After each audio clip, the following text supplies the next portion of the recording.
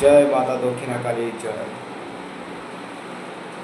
শনির যে গোচর হলো, সেই গোচর হওয়ার কারণে মকর রাশির জাতক জাতিকাদের জীবনে আর্থিক অবস্থা কেমন হবে এটা নিয়ে আমরা জানব। তো মকর রাশির জাতক জাতিকাদের বিগত 7.5 বছর ধরে যে 7.5 চলছে, সেই 7.5 শেষ পর্যায়ে বিগত 2.5 বছর তাদের যে অর্থনৈতিক সমস্যা হয়েছিল বা অর্থনৈতিক সমস্যা চলছিল, এখনও চলছে, তাদের 7.5 থেকে তারা মুক্ত, কিন্তু 7.5 থেকে মুক্ত হলেও তাদের অর্থনৈতিকভাবে উন্নতি যোগ আগামী 1.5 বছরের মধ্যে এখনও আসবে না। কারণ আগামী 1.5 বছর তাদের রাহুর প্রভাবে তাদের অর্থনৈতিক হানি হবে। কোনো ঠকবাজের পাল্লায় পড়ে অর্থনৈতিক হানি হবে, নাহলে কোনো দামি জিনিস হারিয়ে যাবে।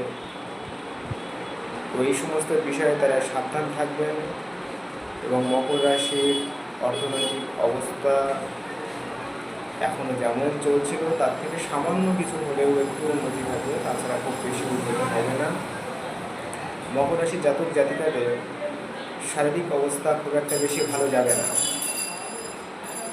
এছাড়া আত্মীয় স্বজনের সাথে শত্রুতা এবং আত্মীয় স্বজন থেকে তাদের অর্থনৈতিক হানি, এই সমস্ত বিষয়গুলো তাদের মধ্যে দেখা দেবে। তাদের বিভিন্ন কাজকর্মের বাধা আসবে, যোগাযোগের বাধা আসবে। এছাড়া মকর রাশির জাতক জাতিকাদের অসামাজিক পরিবেশ থেকে ক্ষতি হওয়ার একটা বিষয় আছে।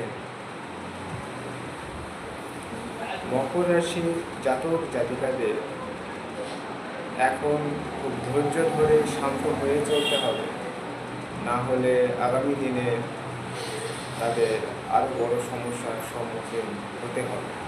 এবং প্রত্যেক মকর রাশির জাতক জাতিকাদের বাড়ির আশেপাশে বা সামান্য কিছু দূরে যে দক্ষিণাকালীর মন্দির আছে, সেই দক্ষিণাকালীর মন্দিরে গিয়ে তারা যদি মাতা দক্ষিণাকালীর পুজো দেন, তাহলে শনি এবং রাহুর অশুভ প্রকোপ থেকে তারা কিছুটা হলেও বিস্তার পাবে।